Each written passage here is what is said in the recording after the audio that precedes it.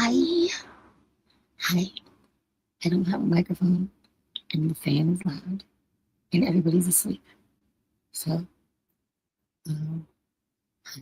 I gotta make this quick because it's 2 minutes to midnight, and I, ugh, I need to go to sleep because I gotta wake up early. Okay, so, look, get in the frame, get in the frame. Okay. So, tonight, we're gonna talk about global lupus. I was very tempted to skip this episode.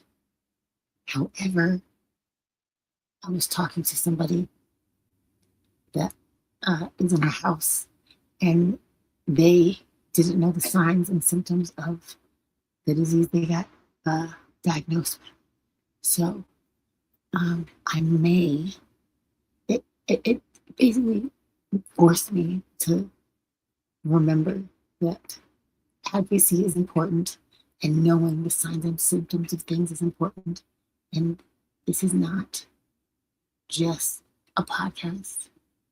This is awareness and advocacy. So if you don't know me, if you've never seen me, I am Tennille, and I guide people through reclaiming their identity and designing a full life after diagnosis or major life disruption. Okay, so today's topic is global lupus. Have you ever heard the saying, like, if you think your problems are bad, put all your problems into like, what you call it, like a fishbowl, and take out somebody else's problems, and we're sure that your problems will probably be nothing. You want your own problems back. So imagine living somewhere where they don't have proper health care or access to the lupus drugs that you don't want to take already. They're like the life saving things, yeah? So, hey guys, thanks for joining. Um, so imagine that. And there's so many different aspects of lupus that you don't think about because you're comfy and you live in America or a developed country, right? So thank you so much. I love my glasses too. It's my first time ever loving my glasses. The prescription. So, okay, so let me go through my notes really quick. Easy peasy, lemon squeezy. So global lupus. Lupus is not just where you live, it's everywhere. And it's hard to deal with everywhere. So lupus affects millions of people all over the place, all over the world. Different cultures, races, healthcare systems. But we're all fighting the same fight, okay? Uh, so, not an American disease, definitely everywhere. And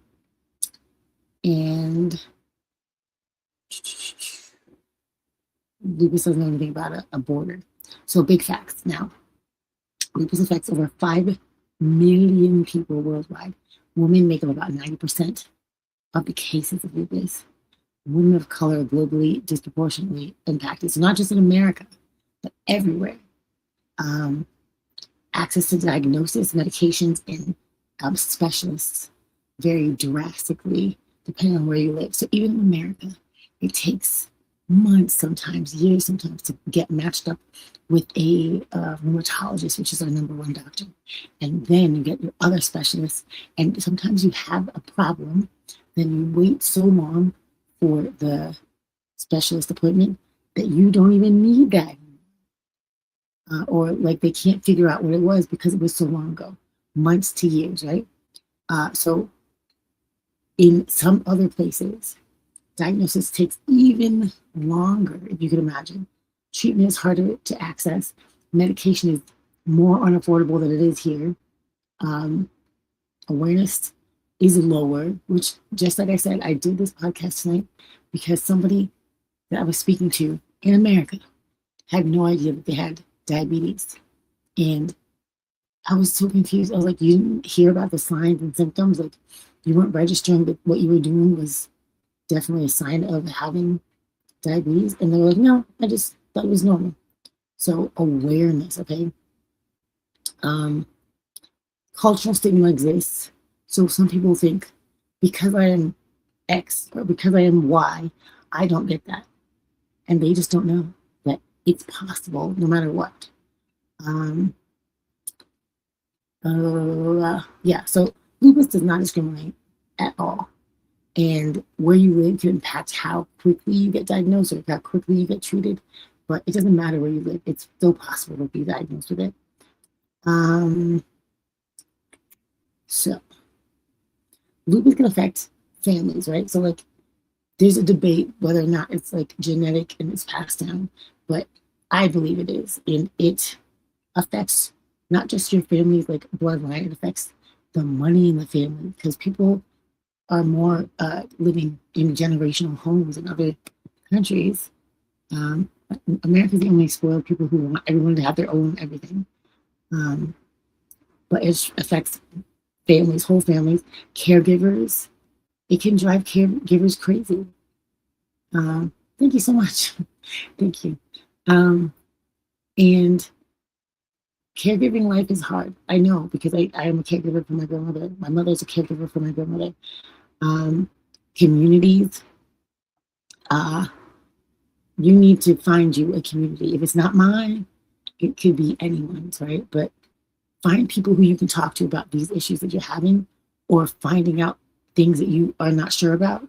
Everyone needs people to be able to lean on. Hola. So global awareness is going to help everyone. Like, it's crazy to me in 2026, people still have never heard of lupus, much less like met someone with lupus, or as far as they know, because it's an invisible disease.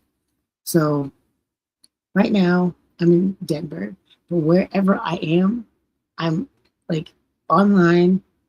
I'm teaching people about lupus. I'm teaching people about how to advocate. I'm teaching people how to live their lives, redesign, reclaim their lives the way that it makes sense, even with some kind of diagnosis, right?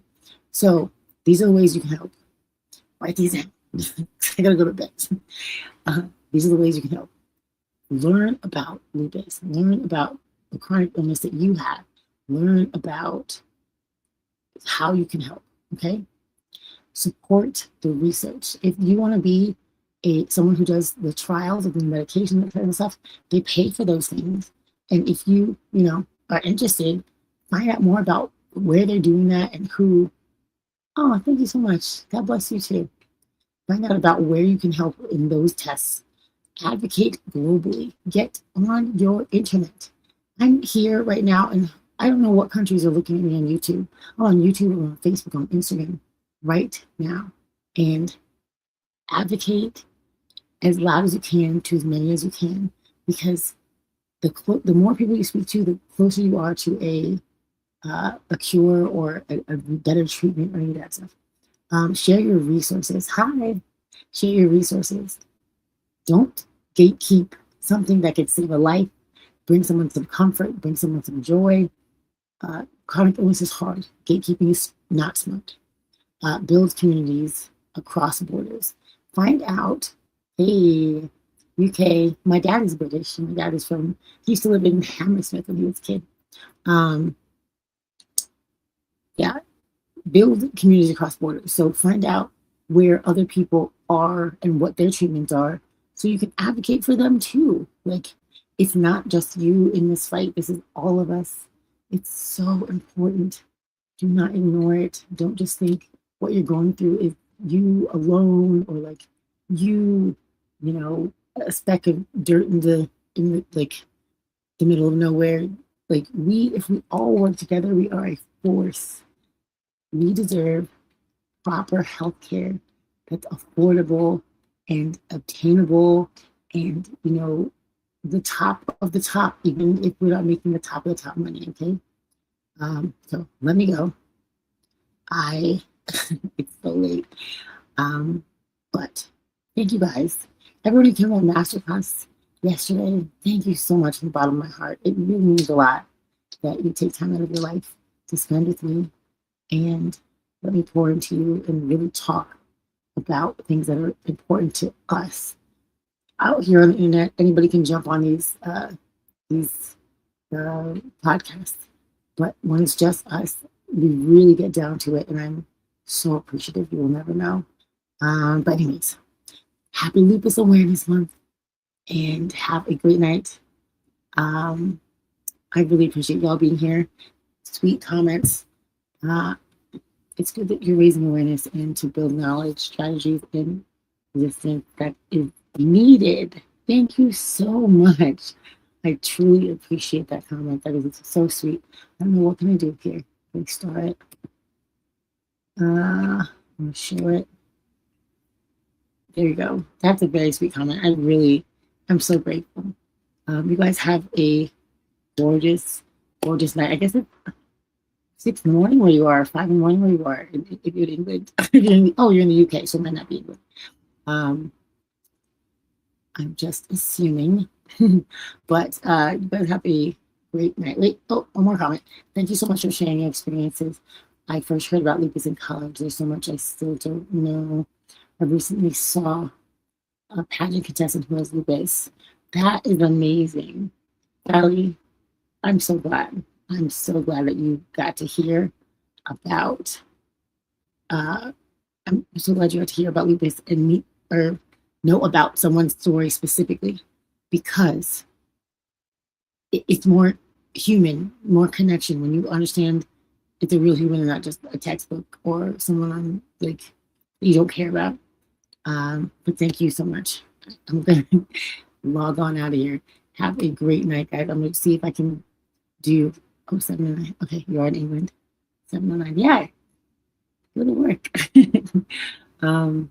Thank you so much for stopping by and sharing your morning with me. Have a beautiful night. Stay happily healed. Bye.